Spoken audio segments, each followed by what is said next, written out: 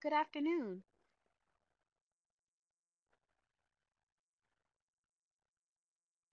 Good afternoon, and thank you for joining us. My name is Ava Rich, and I'd like to welcome you to Ask the Expert Disclosure and Workplace Accommodations for Individuals with ADHD by Melanie Witzel. Today's webcast is part of CHAD's National Resource Center on ADHD's Ask the Expert series. The NRC is funded by the U.S. Centers for Disease Control and Prevention and provides reliable, science-based information about current medical research and ADHD management. During this webinar, we would love to hear from you. You can ask questions or share comments at any time of the presentation. Melanie Witzel will answer your questions after the presentation is complete. Also, there's a box labeled Resources where you can download the slides for today's presentation. If we don't get to your question today, we have health information specialists available Monday through Friday from 1 to 5 p.m. Eastern Time. You can reach them at 800-233-4050. I am pleased to introduce today's expert, Ms. Melanie Witzel. Ms. Witzel is a lead consultant at JAN who joined the cognitive and neurological team in 2018. In 2008. She has a 14-year history of teaching and advocating for students with disabilities in the public school system. Ms. Witzel holds a Master's of Arts degree in Special Education, a Bachelor's of Arts degree in English, most recently completed a graduate certification in career planning and placement for youth in transition, and became a certified brain injury specialist in 2015. She specializes in the areas of brain injury, learning disabilities, autism, ADHD, and mental health impairments. Again, we are pleased to welcome Melanie Witzel. Ms. Witzel, if you'd like to begin today's Ask the Experts presentation. Okay. All right. Thank you. Okay. So today we're going to talk about disclosure and workplace accommodations for individuals with ADHD. I'm just going to give you a little bit of overview here. I don't know how many people listening are familiar with Jan, so I'm just going to take a little bit of time to talk about some things about Jan. The Job Accommodation Network, better known as JAN, is the leading source of free, expert, and confidential guidance on workplace accommodations and disability employment issues. Working towards practical solutions that benefit both the employer and the employee, JAN helps people with disabilities enhance their employability and shows employers how to capitalize on the value and talent that people with disabilities add to the workplace. The ADA prohibits discrimination on the basis of disability in employment, state and local government, public accommodations, commercial facilities, transportation, and telecommunications. The Rehabilitation Act prohibits discrimination on the basis of disability in programs conducted by federal agencies, in programs receiving federal financial assistance, in federal employment, and in the employment practices of federal contractors. So here we have a bit of background information. Like I said before, for those of you who aren't familiar with JAN and what we do, we specialize in job accommodations and employment provisions of the Americans with Disabilities Act, or the ADA, and related legislation such as the Rehabilitation Act. We also provide information on self-employment, customized self-employment, and small business development options for people with disabilities. Consultants can assist callers at any point in the interactive process, from explaining what the process includes to helping pinpoint and solve difficulties at specific steps. We can answer specific questions and give targeted technical assistance, as well as provide comprehensive resources. All calls are confidential, so callers can freely explore their options. JAN is very easy to use and offers numerous ways to obtain personalized assistance anytime, anywhere. Get your questions answered by toll-free phone calls that include TTY. Visit the website for more than 200 disability-specific publications, as well as the searchable online accommodation resource, which enables users to explore accommodation options for different disabilities and workplace settings. Jan's on-demand online email service provides customers with individualized email responses to questions about accommodations in the ADA. Connect with Jan through Twitter, Second Life, Facebook, and other social networks, or use our increasingly popular online chat feature. We offer live and archived trainings just like this one you're receiving today, and we work as your partner in the employment and retention of employees with disabilities. So consultants at Jan specialize in specific areas and work on teams. So when you call, you'll speak to a program assistant who will direct you to the appropriate team and team member for the particular disability and situation you're calling for assistance with. The motor team assists callers with disabilities such as back, neck, shoulder, and leg impairments, as well as other mobility issues, arthritis, heart conditions, and multiple sclerosis. The sensory team works with individuals who have hearing, vision, and speech impairments, as well as allergies, asthma, and other respiratory impairments. And the cognitive neurological team, which is the team I'm on, we consult with callers on mental health impairments such as depression, bipolar disorder, anxiety, and panic disorders, as well as learning and intellectual disabilities, traumatic brain injuries, ADHD, autism spectrum disorders, sleep disorders, and epilepsy. And then our entrepreneurship team assists callers who need information and resources on small business and self-employment options. So here you see a screenshot of our homepage. I just wanted to point out a few features here that will be most useful to you. In the menu at the top of the page, you can see the tabs for A to Z, ADA Library, Accommodation Search, Publications, Training, and Resources. The A to Z tab organizes information and materials you need in an easy alphabetized format.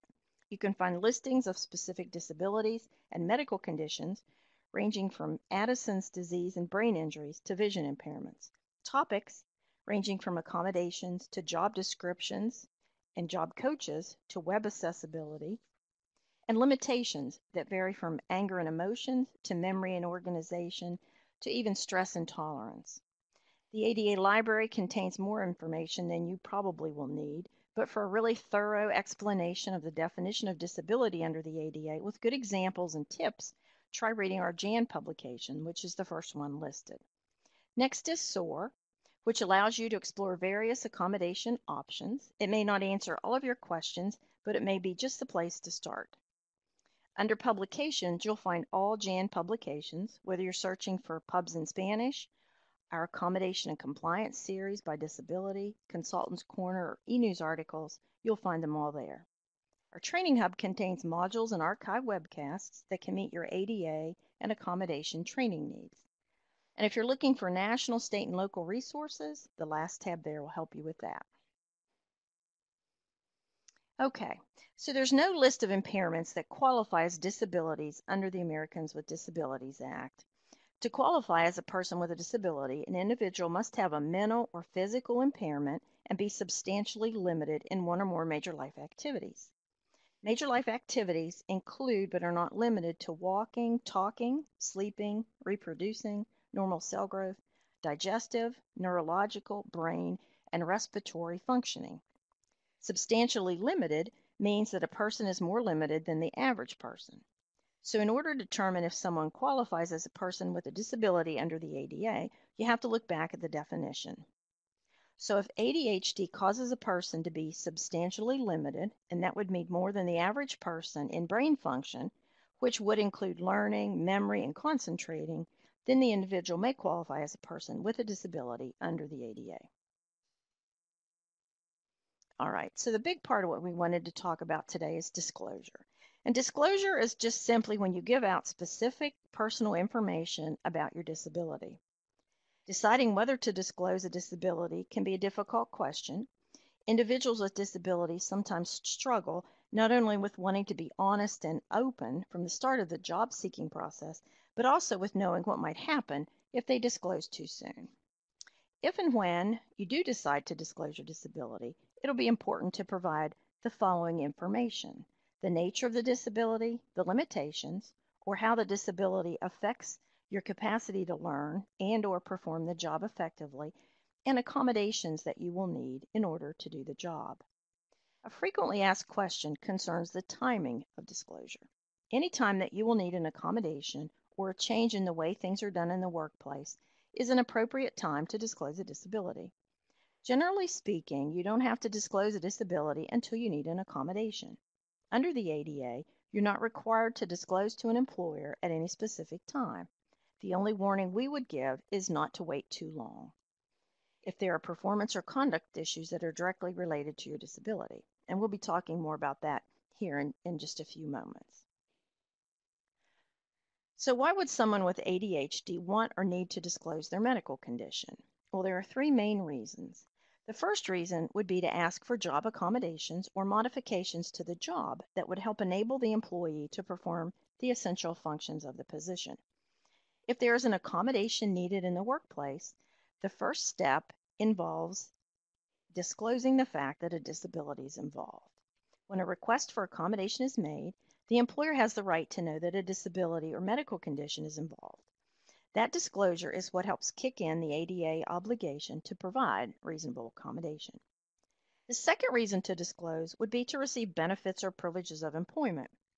The ADA requires employers to provide reasonable accommodations so that employees with disabilities can enjoy the benefits and privileges of employment equal to those enjoyed by similarly situated employees without disabilities. Benefits and privileges of employment include but aren't limited to employer-sponsored trainings, services such as employee assistance programs or EAPs, credit unions, cafeterias, gymnasiums, auditoriums, or transportation, and also parties or other social functions such as those celebrating retirements and birthdays, and company outings or picnics. If an employee with a disability needs a reasonable accommodation in order to gain access to and have an equal opportunity to participate in these benefits and privileges, then the employer must provide the accommodation unless it can show an undue hardship. For example, an employee with a fairly severe attention deficit has difficulty attending large meetings due to the sounds and visible distractions that are involved. The accommodation of allowing this employee to attend meetings by phone conferencing from a more private space might be necessary in order to provide him with the same benefit of information gained from the meetings that everyone else experiences. And then the third reason to disclose a disability would be to explain an unusual circumstance. For example, an office employee who's been late 3 days in a row due to disorganization and time management issues may want to disclose and explain in order to prevent disciplinary action. An accommodation of a modified schedule may work for this employee. Now let's talk a little bit about how to disclose. The individual must let the employer know that an adjustment or change at work is needed for a reason related to a medical condition. To request accommodations, an individual may use plain English, doesn't have to mention the ADA, and doesn't need to use the phrase reasonable accommodation. It can be as easy as telling your employer, I have difficulty getting to work on time because of the medication I take for a medical condition. Can we talk about that? So under the ADA, an individual may disclose a disability and ask for an accommodation either verbally or in writing. At JAN, we recommend that you do so in writing so that you'll have documentation that you did indeed disclose and ask for an accommodation and when you did so. We have a sample letter located on our website that can help you with that. So who do you disclose to? The employer, a supervisor or manager, and or an HR representative can all be persons that an employee would make their disclosure to. Oftentimes, an employee doesn't want their supervisor or manager to know about their medical condition. In that case, it's wise to disclose to someone in the HR or Human Resources Department. In many cases, a manager or supervisor may need to be informed of the process and be involved in the accommodations, but wouldn't need information on the medical condition. There may be other specific persons that you would want to disclose to. Those persons or offices could be determined from your employer's accommodation policy. So we're going to talk about performance and conduct. I had mentioned that earlier. We'd go into that a little bit more in depth.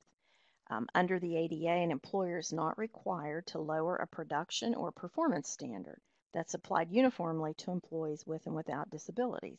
However, an employer may have to provide a reasonable accommodation to enable an employee with a disability to meet that standard. Ideally, employees will request reasonable accommodation before performance problems arise, or at least before they become too serious. Although the ADA does not require employees to ask for an accommodation at a specific time, the timing of a request for accommodations is important because an employer doesn't have to rescind discipline, including a termination or an evaluation warranted by poor performance. The same goes for conduct issues. Under the ADA, the employer is not required to lower a conduct standard that's applied uniformly to all employees. However, the employer may have to provide reasonable accommodation to enable an employee with a disability to meet that conduct standard. And again, it's ideal if employees will request reasonable accommodation before conduct problems arise, or at least before they become too serious. And just as I mentioned before concerning productivity issues, the ADA does not require employees to ask for an accommodation at a specific time, but the timing of the request is important because an employer doesn't have to rescind discipline, including termination, that's warranted by misconduct. Employees should not assume that an employer who knows that an accommodation is needed to address a conduct issue just because the employer already knows that the employee has a disability, nor does the employer's knowledge of an employee's disability require them to ask if misbehavior is disability related. So those are all things to think about when you go to disclose.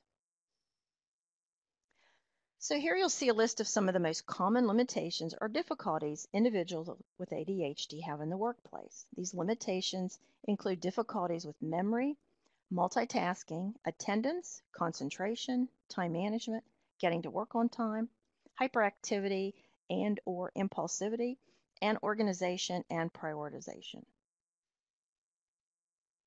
So individuals with ADHD may experience memory deficits, which can affect their ability to complete tasks, remember job duties, and recall daily actions or activities. So let's look here at accommodation ideas for memory. Allowing the use of a job coach or providing a workplace mentor can be an effective accommodation for issues with memory. Use auditory or written cues and reminders as needed. Allowing additional training time, in part or in full, can be effective. Provide checklists, written checklists, just not too many, unless they're color-coded or organized in a way for ease of use. Use a color-coding scheme to prioritize tasks, remembering to use the same sequence of colors for quicker and more consistent recognition. For instance, using red, yellow, and green, and that can include paper clips, sticky notes, and highlighters. The use of notebooks, planners, and sticky notes and apps to record information can be very helpful as reminders as long as you don't use too many of them and they become ineffective. Providing labels and using bulletin boards to assist in locating items can be helpful. And providing minutes of meetings and trainings is an accommodation that can assist all employees, not just those with disabilities. Here we have an employee who had difficulty remembering procedures for setting up various catering presentations. She requested written instructions for each one. So as an accommodation, she was provided a complete and detailed description of the procedures for each presentation. However, when trying to use the instructions, the employee claimed they were too detailed and she needed more of an action plan with less description. The supervisor reworked the procedures by using a color-coded system.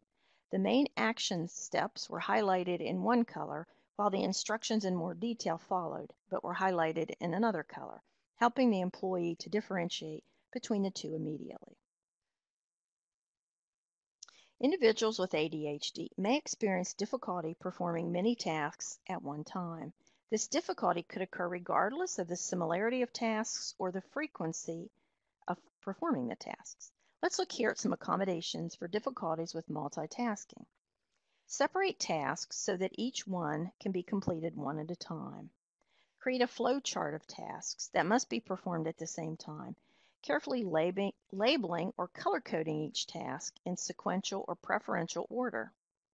Provide individualized or specialized training to help the employee learn techniques for multitasking. For example, learning to type on a computer while talking on the phone.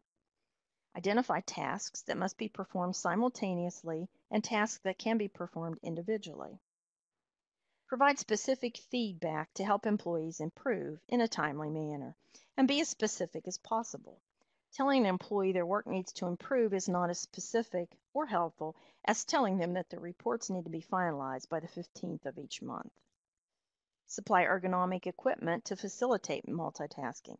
This could include shelving and files that are placed at the right heights and within reach.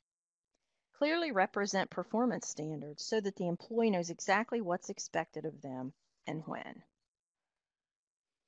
Here we have an example of a travel agent who is having difficulty with multitasking when working on planning trips for her clients. It was starting to cause stress when ensuring that all the necessary preparations were made in time for the client's departures. As an accommodation, her supervisor helped her set up a color-coded filing system to organize and prioritize tasks. She was able to place client files in the appropriate color based on urgency. From there, she could focus on one color file at a time as a way to improve keeping up with the multiple itineraries at once. So individuals with ADHD may have difficulties with attendance, particularly arriving at work in a timely manner. And employers can have time standards that all employees must meet. Allowing flexible work environments can mean several different things and may include flexible scheduling. This might mean adjusting the beginning and ending times of the employee's workday. A modified break schedule can mean taking fewer breaks of longer duration or more frequent breaks but shorter ones. Anything really that works for both the employee and the employer. Leave for counseling may be needed on a regular basis, and work from home or flexi-place on a part-time or even a temporary basis may be effective. Our example in this case is a reporter who had difficulty with distractions while working in a crowded, busy, and noisy newsroom. She asked for the accommodation of working from home when she was on a deadline. The employer was concerned about the reporter's isolation from coworkers as well as from the downtown area where most of the news occurred. But they offered her a trial accommodation of teleworking contingent upon her ability to get to the scene of breaking news quickly. The accommodation was so successful that her ability to arrive on scene from her place and get the work done that the employer decided to return to provide it on a long-term basis. We really like this example because trial accommodations can be very effective in determining if an accommodation is reasonable, if it will work, and whether it will work on a more long-term basis. Anytime there's an accommodation that sounds like maybe it will work in theory, but there's hesitation as to if it really will or what it will actually look like in the workplace, a trial or temporary accommodation can be a great way to test it. It can give both the employer and the employee the opportunity to show how the accommodation may be effective. Individuals with ADHD may experience decreased concentration, which can be attributed to auditory distractions, those that are heard, and visual distractions, those that are seen. People with ADHD report distractions such as office traffic and employee chatter, opening and closing of elevator doors, and common office noises such as phones and photocopying. Let's look here at some accommodation ideas for difficulties in the areas of concentration. Reducing distractions in the work area by providing space enclosures, sound absorption panels, or a private office can be effective. White noise machines, music players, environmental sound machines, or even a fan can help reduce background noises that can be distracting. Uninterrupted work time, where an employee can concentrate on work tasks without answering the phone or responding to emails, can be helpful as well. Desk organizers come in a variety of styles and can reduce clutter and maintain organization. Increase natural lighting or provide full spectrum lighting to improve productivity and alertness. Divide large assignments into smaller tasks and goals. Use auditory or written cues as appropriate, and restructure the job to include only essential functions to allow for more time and energy for the completion of those. Memory aids such as schedulers, calendars, and apps can aid in concentration, but make sure the employee knows how to use them. In this example, we have a case manager who has difficulty getting his required documentation completed. He works in a cubicle in a noisy open area that limits his ability to focus and concentrate. With no private space available, he feels a change in office hours may help. His supervisor agreed that the office is hectic when staffed, so she approved his schedule change of working 2 hours early. This helped not only because it was a couple of hours before his coworkers arrived, but also because it was the time of day when he had the most ability to focus. Individuals with ADHD may experience difficulty managing time, which can affect their ability to mark time as it passes incrementally by minutes and hours, but it can also affect their ability to gauge the proper amount of time to set aside for certain tasks. It may be difficult to prepare for or to remember work activities that occur later in the week, month, or year. Here are some accommodations to help. Divide large assignments into smaller tasks and help to estimate the time needed for each one. Set a timer to make an alarm after assigning ample time to complete a task. Provide a checklist of assignments. Supply an electric or handheld organizer or apps and train on how to use both the app and the device effectively. Use a wall calendar to emphasize due dates. You can develop a color-coded system. Each color represents a task or event or level of importance. And you can also allow coworkers or supervisor to add entries onto the calendar or to double check the entries added by the employee himself. Here we have an example of an employee with limited time management skills who struggles daily to complete her job, except for the tasks that she deems the most interesting. So the employee works with her manager to prioritize the tasks that are complicated and mundane in order to complete those during times when she has the most ability to focus. Then she fills in with the tasks she likes to do that are more interesting, enabling her to complete more of the essential functions of her position. The use of organizational apps helps her stay the course. Employers can have time and attendance standards for all employees. Because getting to work on time is the responsibility of the employee, the following ideas are for employees who are having trouble getting to work on time because of executive functioning deficits that sometimes involve planning. Let's look here at some ideas to assist employees with punctuality. It's helpful for individuals to have a routine of putting and keeping things in place: car keys, eyeglasses, phone, purse, etc. Prepare for the next day's work the night before, meaning anything that can be done ahead of time, such as making sure your clothes are clean and ready to go, packing a lunch, or as much of a lunch as possible the night before. If there are children in the household, that may take twice as much organization and time. So having more free time in the mornings will be very valuable. Create checklists for yourself and others, kids too. Place sticky notes where you'll see them: in the mirror, on the door to the garage, or on the steering wheel. Turn off distractions, including cell phones. Turn off anything that steals your concentration and focus and stalls you in the mornings. That could also mean the Today Show as well.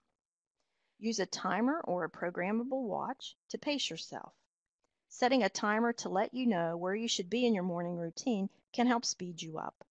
If the timer goes off and says you should be picking up the keys and heading out the door and you don't yet have your shoes on, it may be time to get a move on. Here we have a high-level liaison in a federal office who was habitually late for work. The employer flexed his starting time by 30 minutes, but 30 minutes only, due to supervisory level of the employee and the timely tasks his position required. The liaison was simply unable to get to work within the 30-minute flexed starting time. He was looking to be reassigned to a position as equivalent as possible that didn't require strict adherence to the starting time. Individuals with ADHD may exhibit hyperactivity and/or impulsive behavior.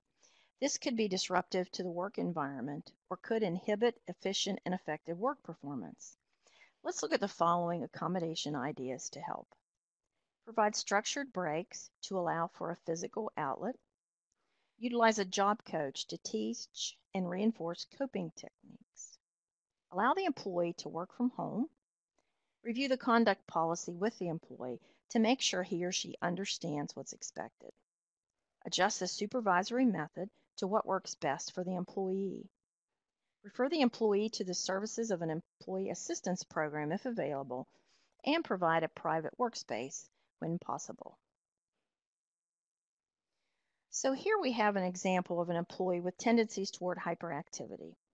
An administrative assistant in a quiet law office has difficulty keeping himself calm and ends up disrupting the workplace with his foot tapping, finger drumming, and constant motion. After he discloses his ADHD, his employer asks him for recommendations from his doctor. So after receiving the medical documentation from the administrative assistant, doctor, the employee's doctor, let's just say it that way, the employer agrees to construct a taller cubicle with a door, purchase sound absorption panels for the inside of his cubicle to help with noise reduction, and to purchase the employee an under-the-desk exercise peddler to help him expend some of his excess energy.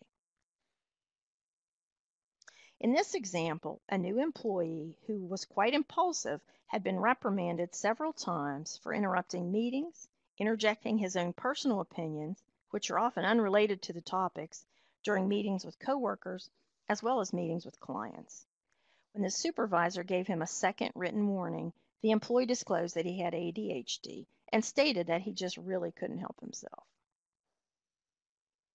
The supervisor provided him with an advanced agenda of meeting topics with a space for notes so the employee could gather his thoughts around what it was appropriate to speak about in meetings and what is not. This allowed for an outlet, but changed the way in which the employee was communicating those thoughts. This is a good example and one that relates back to the performance and conduct information we provided earlier. The employer did not have to rescind the warnings that had been given and did not have to just excuse the behavior based on the fact that the employee has a disability, but instead they pursued accommodations that could possibly help the situation. Okay, so individuals with ADHD may have difficulty getting and staying organized or have difficulty prioritizing tasks at work. We recommend color coding frequently as an organizing and prioritizing technique. This can be as simple as using colored folders, paper clips, or highlighters. Developing a system to help with paperwork or files can be very helpful. The key is to find a system that works best for the individual.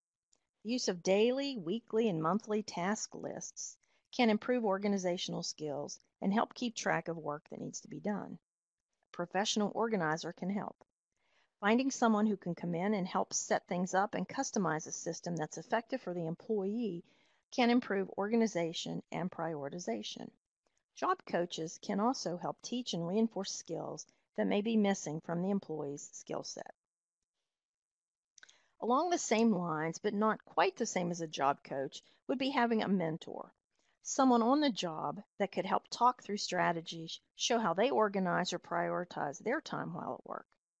Sometimes just sitting down with an experienced and competent coworker talking through the issues can help. Allowing the supervisor to assign prioritization of tasks can also be effective. Assigning one project at a time and allowing for it to be completed before another assignment is given can be helpful if it's feasible in each particular work environment. Cheat sheets can also be helpful. If there are certain tasks that always need to be high priority, then when they come up, then an employer can provide written guidance as a reminder.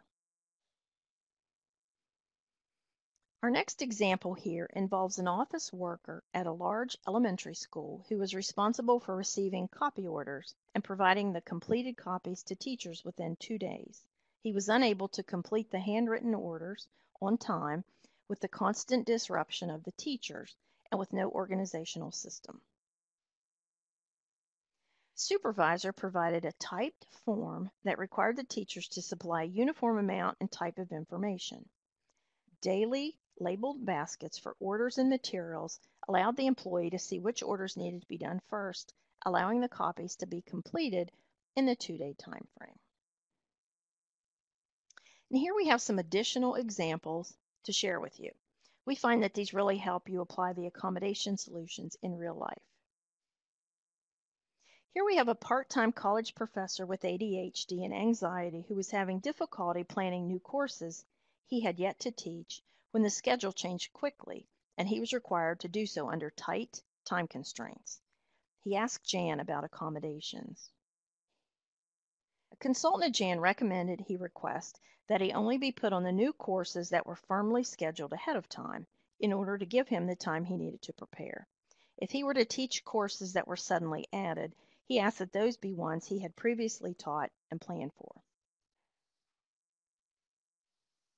An employee who was applying for a promotion that required all applicants to pass an application or a qualification test. This employee knew that unless he was the only test taker, he was going to need a quiet space away from other people and distractions in order to do his best. He requested an accommodation. There were several people taking the same qualification test in order to be considered for a promotion. However, with the need for confidentiality, the employer determined that each applicant would be scheduled to take the test alone. Therefore, no accommodation was really needed for this employee with ADHD. Here we have a social worker who had difficulty completing handwritten paperwork in a neat and timely fashion. So as an accommodation, the employer created electronic forms allowing the employee to type responses. The employer arranged computer files labeled by the month to help the employee prioritize open cases. The employer also sent email reminders of deadlines. Here we have an applicant for a school psychologist position who had several late afternoon interviews that she felt had gone pretty badly. She was scattered and not at her best at that time of day. The applicant is able to focus and pay better attention in the morning hours and feels her responses to questions will be better thought out in an early interview. If there are no interview slots available in the morning, she may need to disclose in order to request an early time slot. Okay, and here's our last example. Here's an elementary school teacher who experienced disorganization in his classroom due to clutter from many years of teaching. As an accommodation, a job coach was provided to help the teacher learn organizational strategies and set up his classroom for easier access to resources. They were able to help separate and set up storage for items, as well as dispose of previous student work and projects from prior years. All right, and now it's time for questions. I wanted to leave plenty of time because we usually find we get more questions than we can answer. So hopefully that's the case. Miss Melanie Witzel, thank you for the presentation. I think you've provided our participants with very helpful information they can use with their families. As a reminder to our participants, you can submit your questions using the questions box. If you have questions, if you're having difficulties with the question box, please email us at asktheexpert@chad.org to submit your question. We're going to jump right into questions now. Okay.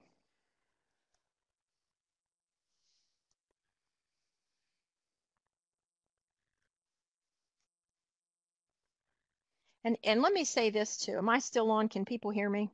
Yes. Okay. Um, if you have a question and you don't think of it till later, that's the perfect opportunity to give us a call, and we can help answer those questions. Thank you for sharing that with our participants.